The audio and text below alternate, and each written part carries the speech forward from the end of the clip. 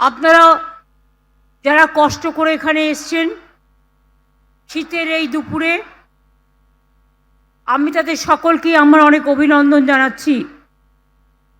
আপনারা জানেন বাঁকুড়া জেলা, বীরভূম জেলা, বর্ধমান পশ্চিম জেলা, বর্ধমান পূর্ব জেলা, পুরুলিয়া জেলা, এগুলো আশেপাশের পুরো প্রতিবেশী রাজ্য প্রায়।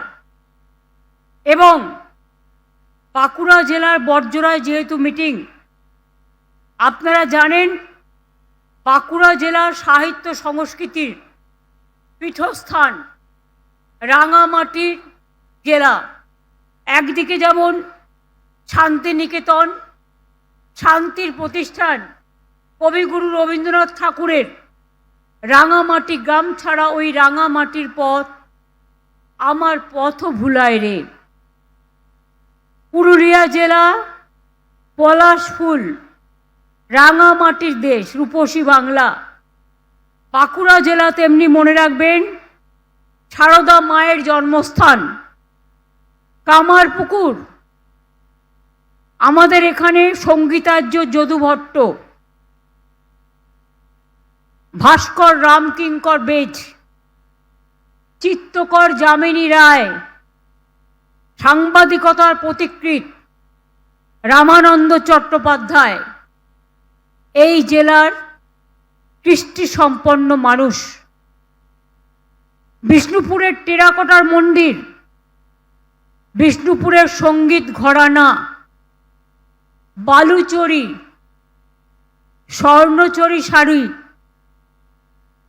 পাথপুরার পোড়ামাটির পুতুল, ডোকরার কাজ, আদিবাসী নৃত্য, সুরেলা গান, শিক্ষায় 1 নম্বরে, মেধায় ছেলেমেয়েরা সব সময় দেখবেন রেজাল্ট খুললেই এগিয়ে আছে তো এগিয়ে আছেই।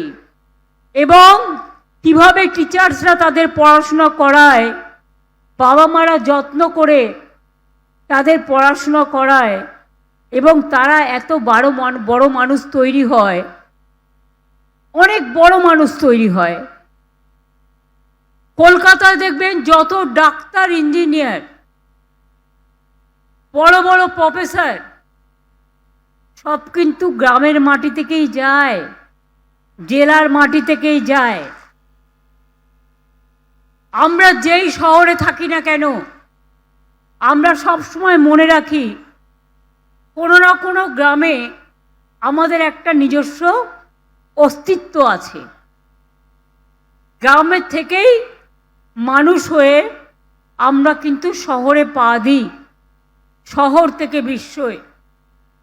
কাজেই আপনাদের মুকুটমণিপুর যেমন আছে, আপনাদের সোনামুখী আছে, আপনাদের ছাতনা আছে, আপনাদের তালডাংরা আছে, আপনাদের খাতড়া আছে, আপনাদের কি নেই, রায়পুর আছে।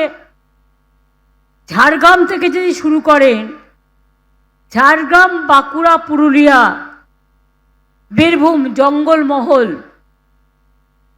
বর্ধমান পশ্চিম, বর্ধমান পূর্ব, বীরভূমের মধ্যে একটা সংযোগ তো আছেই। আগে মানুষ যাতায়াত করতে পারতেন না, টুরিস্টরা আসতেন না, কারণ মাওবাদী আতঙ্কে তখন তারা ভুগতেন। আজ থেকে 14 বছর আগেকার কথা মনে করুন তো, ভয়ে মানুষ বেরোতে পারতেন না। আর আজকে সেখানে শান্তি বিরাজমান। মা সারদা মঠে গেলে প্রাণটা জুড়িয়ে যায়।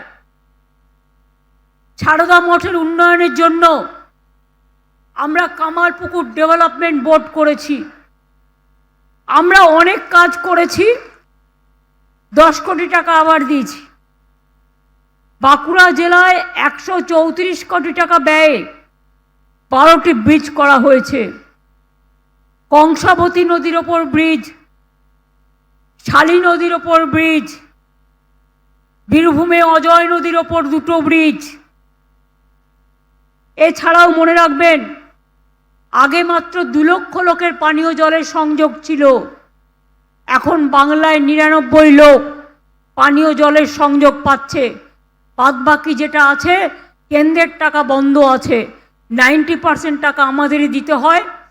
ইলেকশন এসে গেছে এবং এসআইআরের নাম করে গরিব সাধারণ মানুষের উপর অত্যাচার হচ্ছে। বলতে পারেন সাধারণ মানুষ আমায় উন্নয়নের কথা, উন্নয়নের পাঁচালী দেখে নেবেন। উন্নয়নের পাঁচালীতে 14 বছরের কথা লেখা আছে। এটা আমাদের সবাইকে বলবো গ্রামে গ্রামে গিয়ে এটা প্রচার করতে। কিন্তু অনেক কথা আবার লেখাও নেই। আমি আপনাদের শুধু 2-1টা কথা বলি। জলের জন্য অনেক করা হয়েছে। এছাড়াও বাঁকুড়া, বিষ্ণুপুর, সোনামুখী মিউনিসিপ্যালিটি 164 কোটি টাকা ব্যয়ে 3টি পানীয় জল প্রকল্প গড়ে তোলা হয়েছে। 979 কোটি টাকা খরচ করে ইনপুট তালডাংরা, মেজিয়া, গঙ্গা জল ঘাটি ব্লকে বড় পানীয় জলের প্রকল্প গড়া হয়েছে। বাঁকুড়া জেলায় 1011 কোটি টাকা ব্যয়ে বড় প্রকল্প তৈরি করা হয়েছে, যার ফলে বাঁকুড়া 1, বাঁকুড়া 2, বড়জোড়া, শালতোলা, ছাতনা, খাতড়া, হীরাবাদ, রানীবাদ, ওন্দা, ইন্দাস, সিমলাপাল, সারেঙ্গা, বিষ্ণুপুর ব্লকের 17 লক্ষ মানুষ উন্নয়ন পাচ্ছেন। এবিপি আনন্দ, এগিয়ে থাকে, এগিয়ে রাখে।